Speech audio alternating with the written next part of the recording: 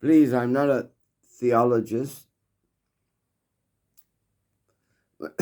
Yeah, when anybody is talking about Christianity or Muslim or Judaism, it's theology. And there's so many, they look like contradictions within those theologies. And so I also, you could classify them as superstitious. Superstitious. So I have also got, because of lack of knowledge and because of lack of spiritual advancement, not because it's not there, but I also have superstition. I'm talking out loud in a room where my worshipful deities are lying down because I put them in that condition before myself going to sleep. So Radha and Krishna, they're sleeping, and this is their Nikunja form. Vishnu Priya, yeah, and Nimai are sleeping. My beloved Srila Prabhupada and Narayan Mars, they're sleeping. But I'm in this situation, my position is not a very desirable position, because I'm in a superstition. I am not established the reality of putting them to sleep. I have a mantra, Agacha Vishrama. Please come, take sleep. And in a little while, Utishto, Tishta, which means, like, wake up, wake up. That's the simplest way. And I wake them up touching their feet. Now, since 1970s, this has been my practice. I've been a pujari almost all the time. Not that I chose it. Sometimes it was just given to me because I was in the 1972, I was the person who was the mechanic of the bus, and all the other devotees, they had to go out and,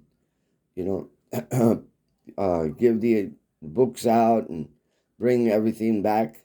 And then we'd have a class and everything. So I was the one that was there to make sure the deities woke up, make sure the deities got something to eat. Everything was like that. Just practical thing. But I've been saying those mantras, Utishta, Tishta, for so many years. It has not changed into a vivid, solid position where the communication between the deity and myself is just like the condition that I am talking to you. It has not manifest. It's like I'm still the great blind man. The only supporter are personalities like Srila Prabhupada and Srila Narayan Maharaj. Their words are profound. Although I lack, and I do mean lack and lack and lacks, although I lack the ability to distinguish between a superstition and a reality, although I lack that to a great extent, still I have confidence that it's there. And there's Shri Nitai Gaura Sundar since 1989 until this date. I'm asking him to go to sleep. I'm asking him to go, get up. I'm asking him to come and take prasad. But still, it has not manifested as a tangible loving affair. Still, it's a difficult process. And the difficulty lies in that I cannot stand before someone and say, what I'm doing is not superstitious. I cannot stand. And these deities that have been here, they know I cannot fully stand and say, no, I have realized, and they have definitely talked to me, and they have definitely exchanged with me, and I'm doing this out of, high love for Godhead. No, the difficulty lies there. Superstition.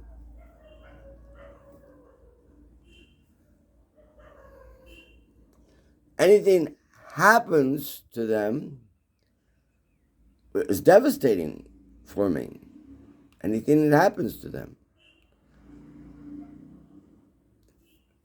This picture, Sachinandana, who's a painter from Russia in the International Society for Krishna Consciousness, when I saw that picture, I said, oh, please, let me use that picture. Let me just use that picture for a billboard for Srila Bhaktivedanta Narayan Maharaj. He gave me permission. He says, but don't give it to anybody of Loy Bazaar. You could take it, put it in a billboard, but don't give it. Well, somebody else had seen that picture in his house, and they gave it to Loy Bazaar before I could even think of giving it. And I hope he doesn't think I ever gave it to him. Because Loy Bazaar started, that is the full moon. Radha is in her full moon. Now, again, I'm pulling you into superstition. Oh, so the point is that in our condition, we can have so much philosophy. We can have a daily activity. I mean, daily activity. I can't think of too many times I didn't wake the deities up. I didn't give them their food, their prasad, their bhog, but my prasad. I have been since 1972 now. So it's 1972 until 2026, 28 and 26, 44, 54. 54, yeah. So that many years. Yeah, that many years. That many days in a year. And at least 3 times a day I approach them. But I can tell you that if somebody wants to destroy them, somebody wants to give them trouble, I certainly will not allow it. Yeah. And so many shaligram. Oh, so many shaligram. So now,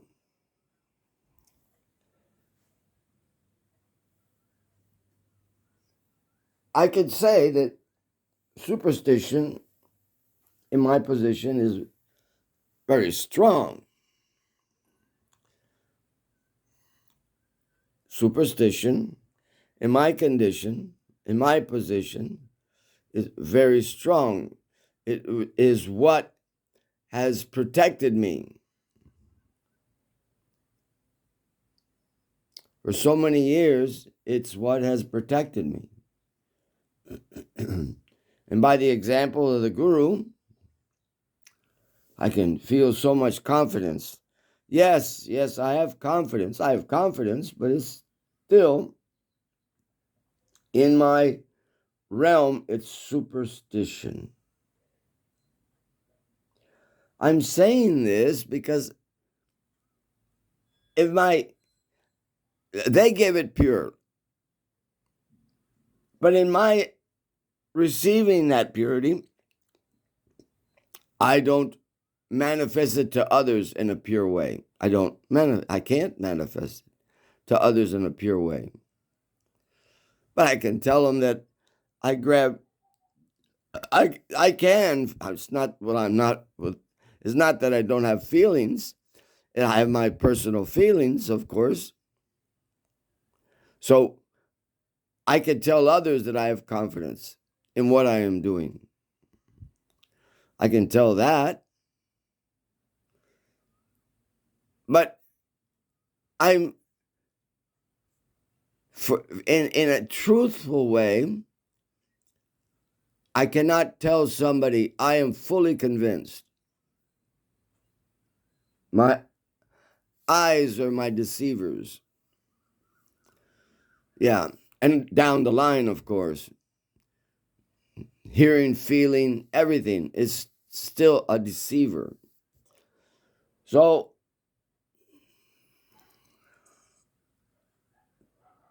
I shouldn't even be talking in their room.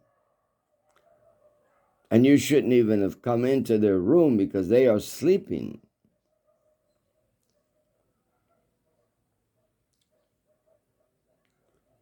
They are sleeping, and this is their room to sleep in.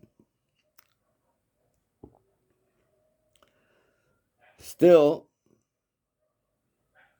I have to say, I am superstitious. Until I've become realized, I have to say, I am superstitious. And I have to laugh at my stupidity.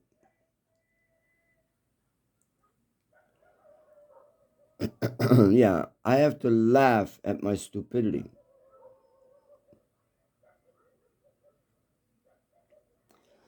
It's like someone, everybody wants to, the quest for knowledge is in everybody's heart. You can't deny that. But the acquisition of the knowledge, like here's my little pendulums, right? So I know of spinning pendulums. Oh, I have a question I should ask, and I don't know who to go to, so let me just spin my pendulum. That and the person's like, not for me, but for other people, it's like the person's life is on like the brink of life or death with somebody with a pendulum and asking questions to a pendulum. Am I going to get the right answer? Or the person asking to the tarot cards. Is it this? Is it that? Is it this? And now we have AI to back it up. But AI is only the concentration of everybody's superstitious ways. That's all it is. They may be taken from scriptural references, which is, I would say, is just commendable, and it may be judging in that way also. But for the most part, even Mr. AI is just as same position as me.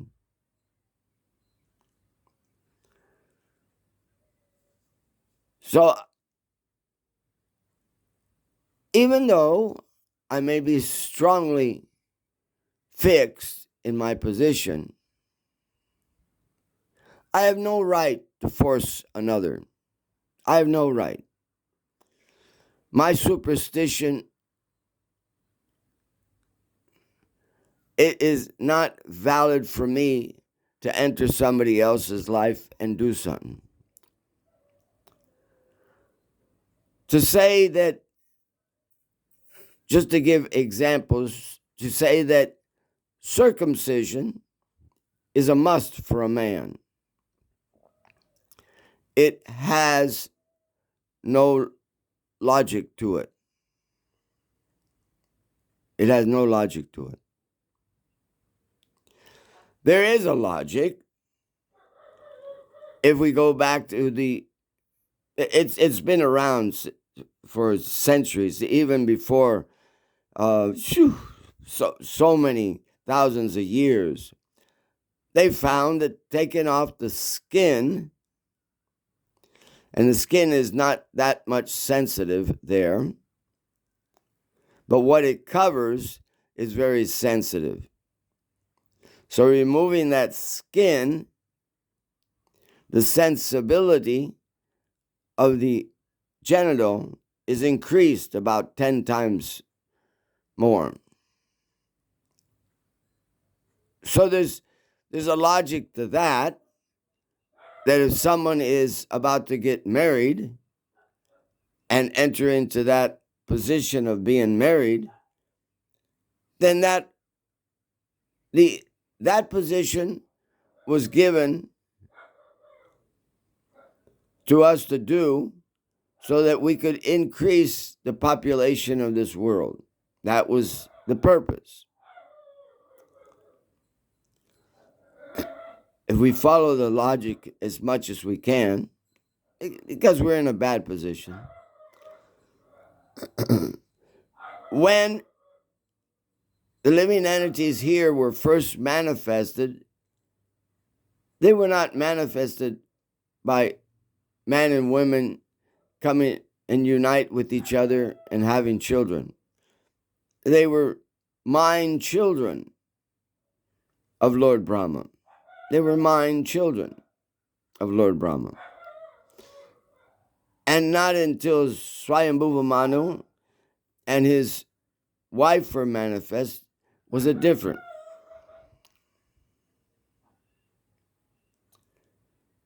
So there was a time when it first came into this world. So there is a reason why I'm in this body and a lady's in that body, and it's for to unite us, and then the outcome is a child. Let's keep it going so different souls can come into this world and advance. That's the purpose. Not for sense enjoyment, but for bringing souls into this world. Now, there's total logic to this. But when the logic all of a sudden hits the fan, and people that are that weren't on the position as, Abraham, he was a great soul. He was thrown into an incinerating, in an incinerator that could incinerate a person.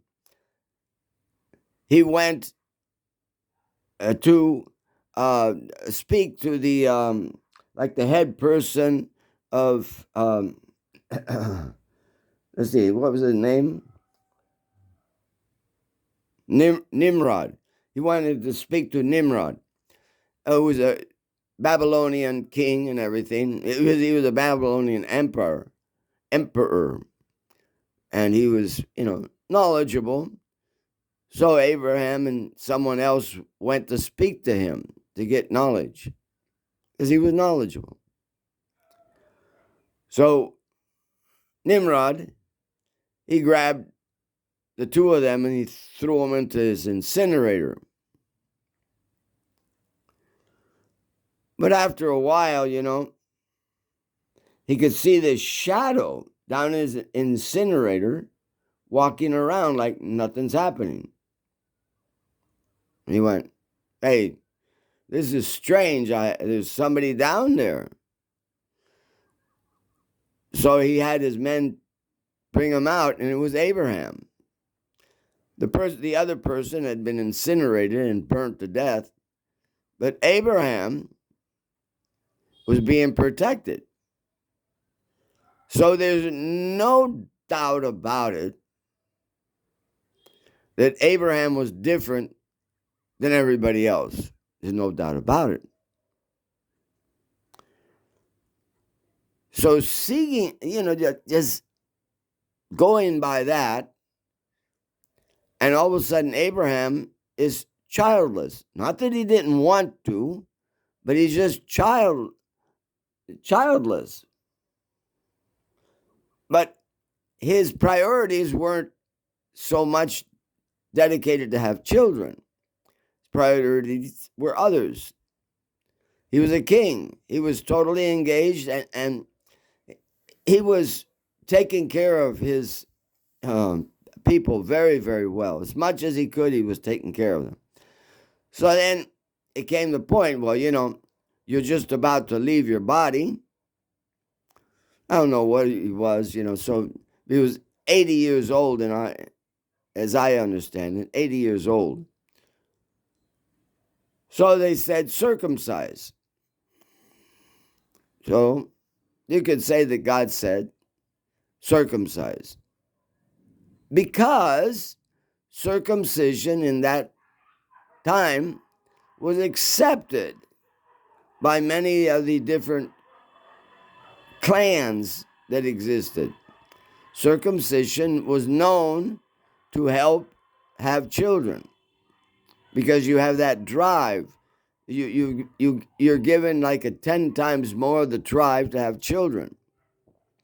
So Abraham accepts. So here is a great personality, Abraham, and he accepts this position. So at night he goes up and he cuts the skin off with an axe. It's stated like that. It's probably a pretty sharp axe. But he cuts the skin off with an axe. But now Abraham, he went alone. And he went up to the place where they felt like that was the holy place, where eventually the Temple of Jerusalem appeared. And it was holy because that is where the wheat, whenever the wheat crop came, everybody took it up to that flat place. It's a very, very flat place, and it's very large. And you could put your wheat out, and it would become dry, and then people would just walk back and forth. The animals would just walk back and forth over it, and that would remove the seed. So what you would have is the people would go up there, and then it's easy. You just you have somebody fanning, and you throw the seeds up. You throw everything up, and the shell of the seed goes farther away than the seed. That's all it is. because you've walked on it, the animals have walked on it and everything, but now you've got a seed that you can turn into your food. So that was called a very, very, very holy place, because it was a place where they gathered up their food for the year. Right? So that's not so much superstitious. That's a holy place because it's giving me my food. It's helping maintain my body. So he wasn't acting so much on superstition. He was acting on, I want a place where it's purified and everybody thinks in that way that we cannot do anything wrong there. So he went to that place and he cut the skin off. But now comes the question. Some people may not have the question. When you cut the skin off, there's bleeding. And there is bleeding. And if you don't take care of the bleeding, you will have troubles. So Abraham, he did what the rabbis do on the 8th day of a child being born. He did an asana, which I mentioned this asana, but with total respect to the asana, the yoga asana, because it is an asana, it's like a sacred asana. The asana is that the person can put his own genital in his mouth. So Abraham, alone, cutting the skin off, trying to keep it all purified, he had to do that asana. Imagine he could do it 3 times better than I could ever do it.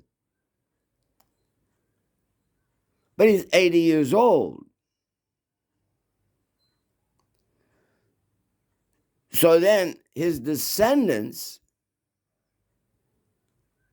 here comes the mass superstition that all of a sudden puts a law down that all male child have to have circumcision. Now there was tribes around that area. They only would do it when the child had decided to get married. Now that's logical. Okay, now let's have a ceremony and cut the skin off, but you're already at age of getting married. That is all logical. You're getting married because you want to have children, you want to have a little oomph to help you out. Okay, then we'll give you circumcision. This is all a logical procedure. There is no logic at all, that a child, he has an individual consciousness, individual decisions. He is supposed to be free, but his freedom is taken away because the skin is cut off on the 8th day. And then to make this is where superstition gets carried away. That is total madness. Just total madness. But we have to laugh at the superstition, because the two parties, the Jerusalem, the Jews, you could call the Jews, and the Muslims, they're from the same family origin. So they both do the same thing, this circumcision. And if they find you like someplace, like they had a war, Pakistan entered India and everything, and if the person couldn't show that he was circumcised, they'd kill him right away. because for them it's their high-level superstition. You're not circumcised, you're an animal, and I have the right to kill you. That's high-level superstition. You would have had to kill Abraham before he was 80 years old, but why are you now putting that on top of innumerable people? That if you're not circumcised after 8 days, no, that is total superstition. Like if I take and it's no different. No, don't anyone tell me that it's any different than me taking my pendulum and making some decision on your life. It is as foolish as that is. The child has no decision making. The child has to be 10 times more agitated in sexual activities, 10 times more agitated in sexual activities, just by that activity. And then to top it off, you got this guy that you don't even know. Yeah, they call him the rabbi. And he's got to suck the blood because that's what Abraham did. But he did it to his own genital. So when you hear the story, and I've got my superstition, it hasn't manifested as a total reality to me. Now, I say that, but I know that I'm able even just to sit here in this room in such a holy place because there is reality to it. It's just that I haven't comprehended it as deep as I should. So I'm not going to push my superstition on someone else. So one has to really take a good laugh whenever anybody says, yes, you have to be circumcised at the 8th day. And then you ask, well, who said that one? Oh, we heard it from the sky or something like that. Or they use Abraham, who was 80 years old. So then you say, look, I got to have a good laugh on this one. This is a good laugh. You talk about democracy. You talk about being independent. You talk about, the soul is independent. It has the right to make its own decisions. And you've decided for it for the rest of its life that he has to be 10 times more agitated for sex life. That, to me, is a fatal superstition. Fatal superstition. And then all of a sudden you find out, that the Ark of the Covenant was no more than just like you have on my wall has some breakers there. I turn on, I turn off, and electricity comes. So what was the Egyptians had electricity to light the whole place up. But there was a community there, the Israelites, the Jewish persons. They were not trained. They didn't know what was going on in the pyramid. The pyramid was a electric company. And its breaker was what they knew as the Ark of the Covenant. And if you're the scientist knowing that what the Ark of the Covenant was, you would say these people are barbarians. These people just came out of the cave. We're using this as a breaker, and they're thinking it's something that God is sending a message. Because on the Ark of the Covenant, there was a green light and a red light. So they came up to the conclusion, oh, if the green light comes, everything's good. If the red light comes, everything's bad. So then they would have some discussions, and one party would decide one way and one party would decide the other way. So they'd say, okay, just so we can make a decision, let's go in front of the Ark of the Covenant, and then it will decide. If the green light comes on, go ahead. If the red light comes on, no, we can't do it. You gotta sit back and laugh. This is the Israelites, the Jewish community, and till today they feel that way. That's one of their biggest historical things, the Ark of the Covenant. But it was a breaker. Come on, you guys.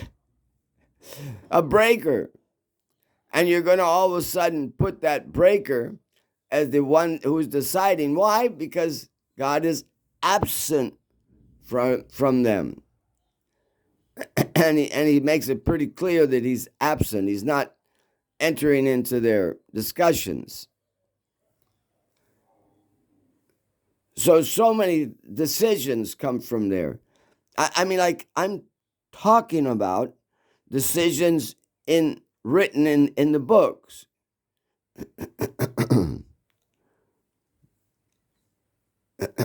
God talks to or sends an envoy all the time, but he's not available all the time. So in those times when he wasn't available, you have to look for a way to make decisions so that everybody has confidence in the religion and follows it. Well, for thousands of years, there's been no direct communication. So their decision making is no better than my pendulum hanging on that wall. That's as much power of their decision there is. That pendulum hanging on that wall is as much as they have. To declare that as a religious symbol, the Ark of the Covenant as a religious symbol, you got to fall on the ground, roll on the ground in ecstasies that it's stupidity. Total stupidity. Some ignorant people, because they stole it. When they were leaving, leaving the Exodus, actually a lot of people loved them because they had been with them for so many generations. So the Egyptian people were so wonderful. They gave them gold, they gave them silver, they gave them a cart, they gave them a bull. They gave everything to them to see them off. It wasn't like they were being kicked out. No. The people were very happy that now they'll be able to go to their place and be in their place. So that's a very logical thing. But as they're leaving, some clowns go up because they were seeing that there was one person from the Pharaoh's house that would climb up the pyramid at a certain time when the night was approaching, and he would throw a switch on the Ark of the Covenant. So he'd throw the switch, and all of a sudden, there was light all over the place. I'm almost losing light on this guy. Yeah, so you say, oh man, you gotta laugh. You gotta laugh, and you gotta make sure they know you're laughing. Yeah. Put a little bit of that electric energy into my mobile. I hope it grabbed it. Yeah. So that is an established truth for them. The Ark of the Covenant's an established truth for them. And it has made many, many decisions for them.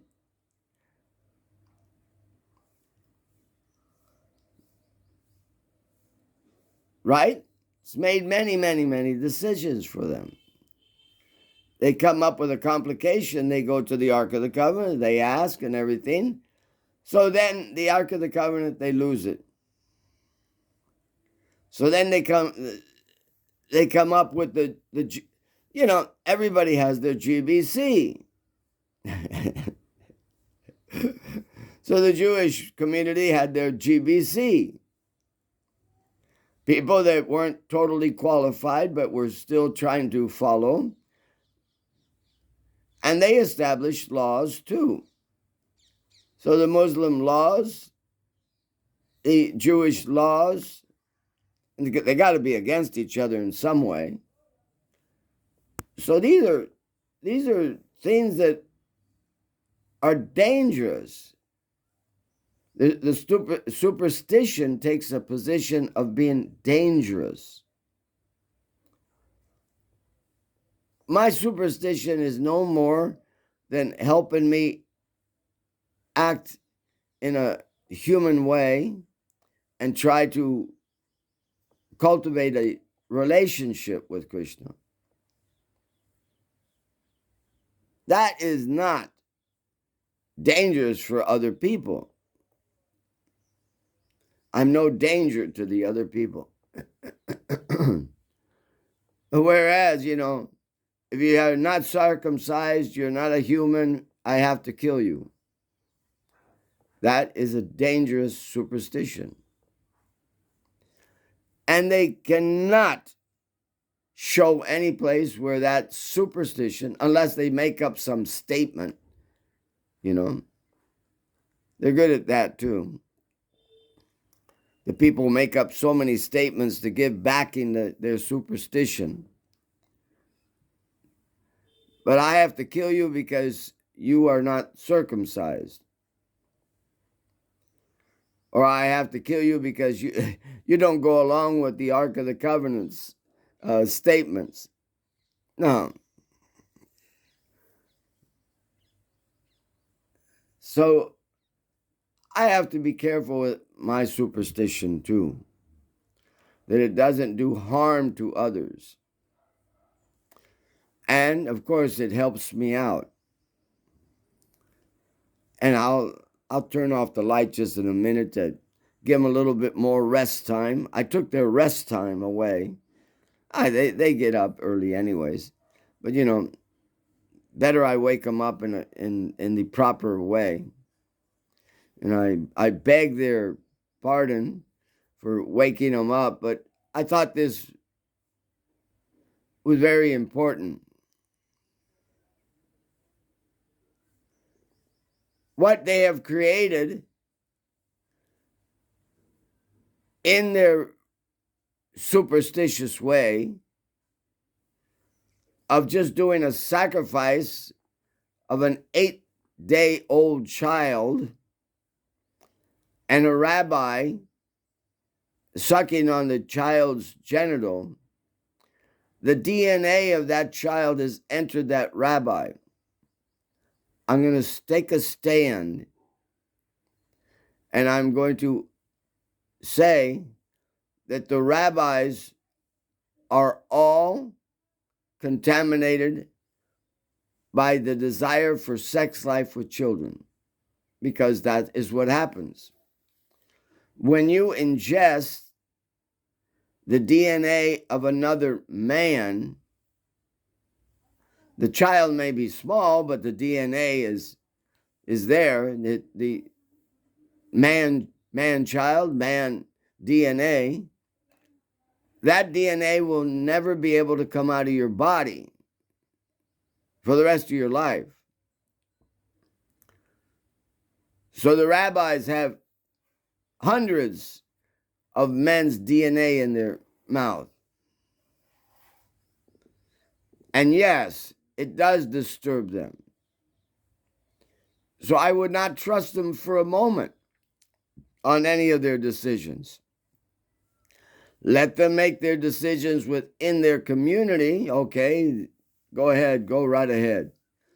But don't come out of your community, because I would put you in jail.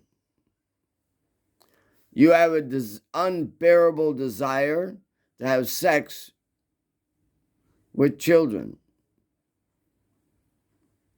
And then you make the children like yourself, with no respect at all. And it's all because someone circumcised himself. He sucked on his own genital. It's not going to give him any trouble. And then it's declared that everybody has to go through that process without exceptions, or else you'll have to be killed. That is barbaric. That's a caveman's decision. And you have to just lay on the ground, roll and roll and roll around, and laugh and laugh and laugh, because that's what it is. And their decision making is disrupted by something that isn't backed by logic of science. It's not backed by logic of science. It's totally unscientific. Just like the Ark of the Covenant, for making personal decisions on people, is not at all backed by any science. It's not logical. It's not backed. It's really like looking into a crystal ball and then deciding on somebody's life. That's all it is. Nothing more than that. So I would say that my superstition makes me happy. Myself, I would sit here and I probably wouldn't even cook until later, but I have a desire. I have to make sure that they eat at a certain time. I have a desire to make sure that they sleep at a certain time. I have this, it's an inner desire, and if I can't complete it, I feel a little bit, lacking in my ways of treating them. So that I can say is not a superstition. That's in me. They have to wake up at a certain time. They have to go to sleep at a certain time. As much as I can, I dress them and bathe them and things like that. But that is not a dangerous superstition. That is not a dangerous superstition. That is a really like positive making superstition. Whereas taking somebody and cutting them up and then saying that that is a must for every child, every male child, that is a dangerous superstition. Okay, I'll leave you at that, because if you analyze things, it's no more than what I would call the GBC. They may not be self-realized, and they come to decisions that aren't so adequate, and they have to be changing them or giving more detail on them or this, that, and the other, because of the lack of spiritual advancement. So that superstition, I'm not obliged to follow. That superstition, I'm not obliged to follow. Maybe within the framework of their administration, I'll follow. But that same thing is within the different Gaudiya Mats. They also have their ways, their ways of, when there's lack of spiritual advancement, there's a must in how to just take care of a temple. So they have it also. So that's not an unusual thing. But when it comes to the decision on the person's life, no, that is not acceptable. So let's leave it at that. Oh, it's you got to laugh. The Ark of the Covenant. Oh yes, very very good. The yes and no of the Ark of the Covenant, a green light and red light, and you decide the person's life. Very good, very good, very good. And circumcision, I've been circumcised. I have no decision making on that. Somebody took it out of my hand right when I was born, and that's it, and I have to accept it. And thousands of children have to accept it. Some hospitals, they don't even ask the parents. They just know that, we have to circumcise, and that's it. No logic to it. No science to it. And it is taking away the independence of the living entity. It is. So it's not backed by God at all. It's not backed by God. Anybody can stand and say it. This is not backed by God. But that's just one example. There are innumerable examples that what is not backed by God, and all of a sudden they use it to murder, and they feel nothing. The person who is suffering from the disease of pedophilia, and it's a disease, he has no ability to feel like, I feel bad what I did. No, he doesn't have it. He's brought up in a society that has it. And none of them have it. You don't have to do away with them, but you certainly have to be really cautious with the Jewish people, the Israelites, and the Muslim people.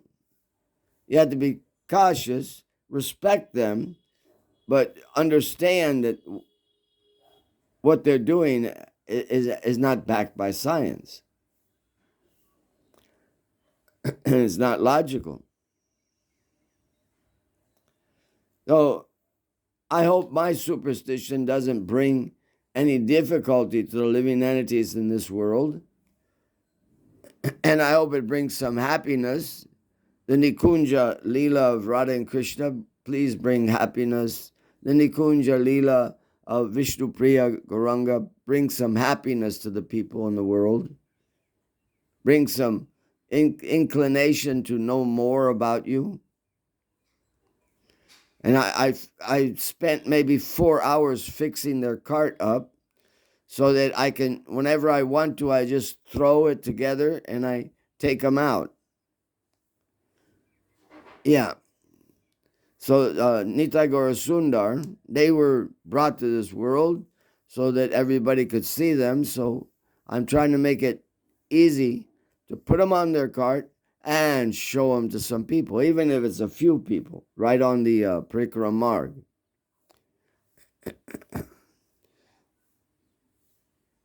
It can be said that's your superstition, okay, but it happens to be a very enthusing superstition. Yeah. Okay, leave it at that. Haribol.